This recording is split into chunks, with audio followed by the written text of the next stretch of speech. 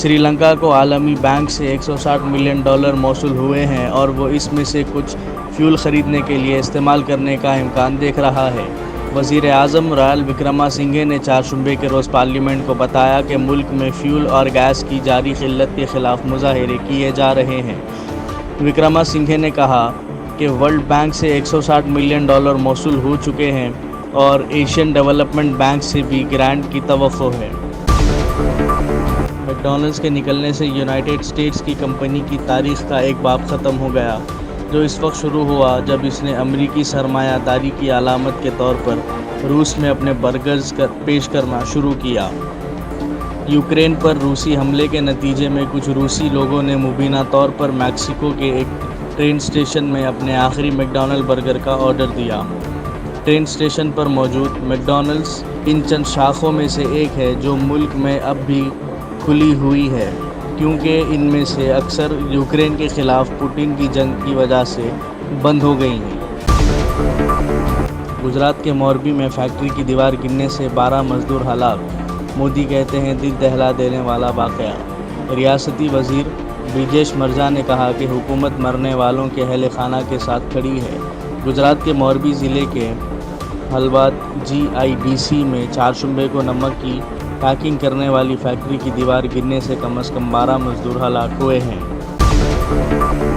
کرشنا جنم بھومی تنازع، متھرا کی عدالت شاہی عیدگاہ مسجد کی ویڈیوگرافی کی عرضی پر سماعت کے لیے رضامند ہو گئی ہے۔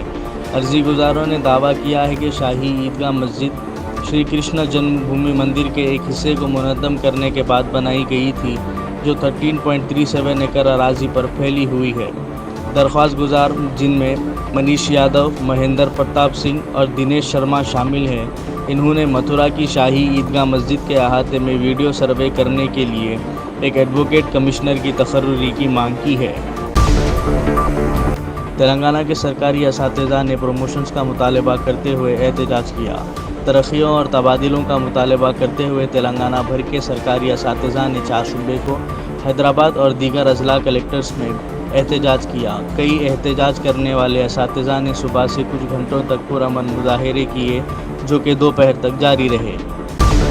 TRS MLC کے کویتا نے مرکز پر زور دیا کہ وہ عادل آباد سیمنٹ فیکٹری کی نیلامی کے اپنے فیصلے کو واپس لیں۔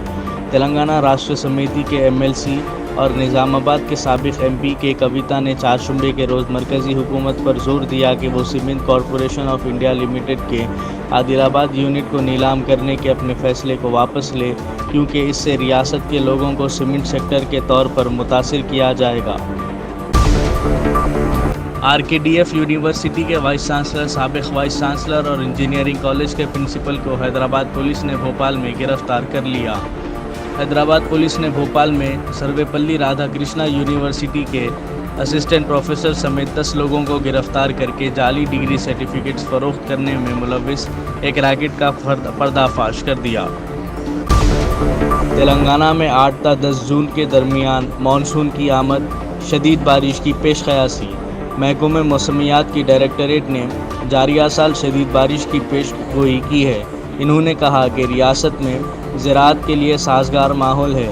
انہوں نے نشاندہی کرتے ہوئے جنوبی مغربی مانسون کے 5 جون کو وسطی کرناٹکا میں داخل ہونے کا امکان بتایا ہے، جہاں ہوا کی رفتار کے لحاظ سے یہ 8 اور 10 جون کے درمیان تلنگانہ میں داخل ہوگا۔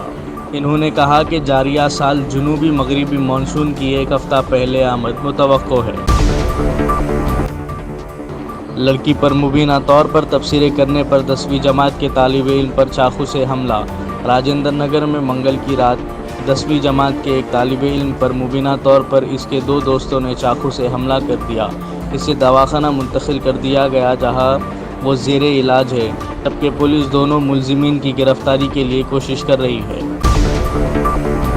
سلیش لودھا نے تارک مہتا کا الٹا چشمہ کو الوداع کہہ دیا۔ خاندانی ٹیلی ویژن کے سب سے مشہور شوز میں سے ایک تارک مہتا کا الٹا چشمہ کئی سالوں سے سامعین کو محظوظ کر رہا ہے۔ سونی سب ٹی وی پر نشر ہونے والے سب کام کے پاس اپنے مداحوں کے لیے کچھ چونکا دینے والی خبر ہے۔ انڈسٹری میں بز کے مطابق TMKOC کے اہم کرداروں میں سے ایک سلیش لودھا نے کئی سالوں سے اس سے منسلک رہنے کے بعد شو کو الوداع کہہ دیا۔